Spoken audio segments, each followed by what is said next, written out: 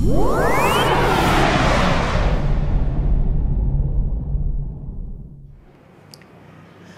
ons gesels oor Diane as dosent. Okay. Want dit speel ook 'n baie belangrike rol en dit maak 'n groot deel uit van jou lewe.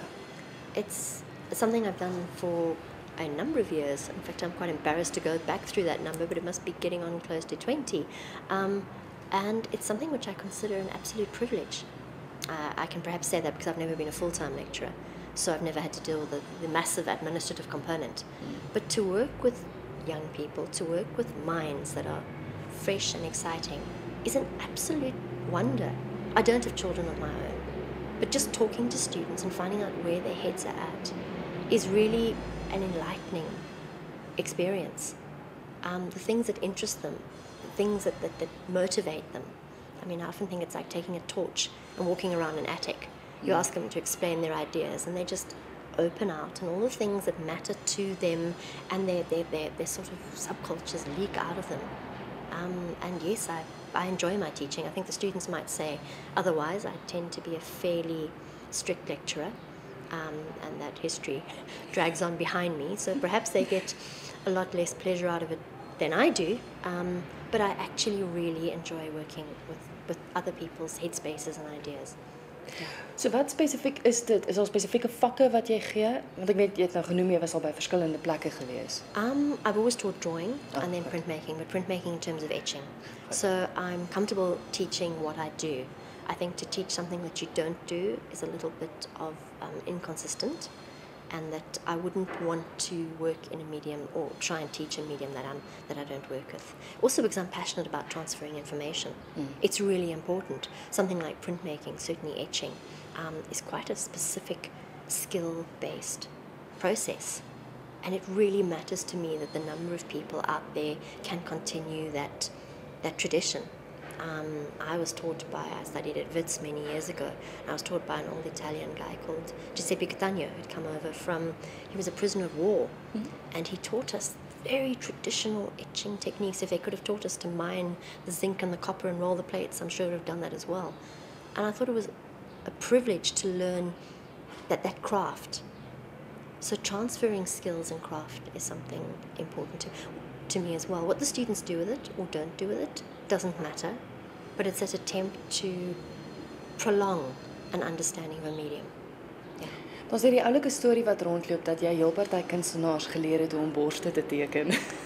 A number of them would have been a little bit shy and uncomfortable. I'll teach them to draw whatever they need to, whether it horrifies them or not. I mean, I'm just, as I say, quite an adamant and quite a strict teacher. Yes, I remember the student specifically.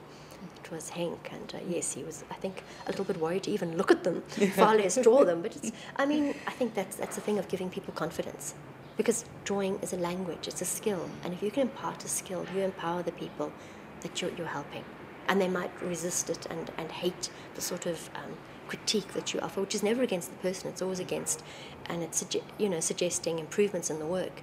But once they've gained a skill, it's a skill that lasts with them for the rest of their lives. Ek neem aan mens moet elke student se talente en se manier van kuns maak in ag neem, want jy kan tog nie almal uitstuur wat presies dieselfde doen nie. Of course not. You're not teaching a formula. I think that's one of the more difficult things about teaching is you're working with an individual. So it's not saying, right, I want you to draw like this. It's trying to find out who they are and what they need, which is why I'm saying it's a really interesting creative process.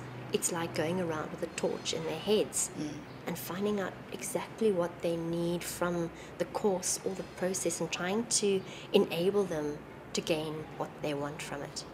No, you cannot lay down laws and say that everyone has to work the same way. I think that's very destructive and very resistant way of working. So it's actually a lot of work. Teaching makes me far more exhausted than drawing or working through the night in an etching plate, because your brain is constantly, it's sort of a sense of empathy, going into people's heads and trying to find what the resistance is about and why they say, well, I can't draw. Very often you'll get someone who says, I can't draw, and it's like they're literally drawing a line between you and them. And it's trying to mediate what it is, what history they have. And it's probably been a critical history where somebody said, that's wrong, that's wrong. And then trying to learn how to negotiate around that so they can find something that's that empowers them, that's right for them.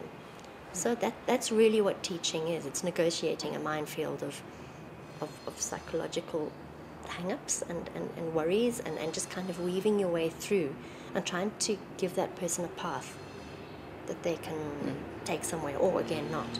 Yeah. Gebeur dit dat jy by jou studente leer? Definitely you do. Well, smoke drawing certainly came from a student. But it's not so much a process thing. I think I learn more in terms of, it certainly taught me to work with people. I was someone, as I said earlier, kind of grew up pretty much on my own, and I was fairly antisocial. Not in a clinical way, but I just really didn't want to work with people. And having to learn to deal with 30 different people in a week, every week it's another 30 people, and you've got to, for that project to succeed, you need to make those 30 people comfortable and successful in the project itself. So it forced me to deal with other people.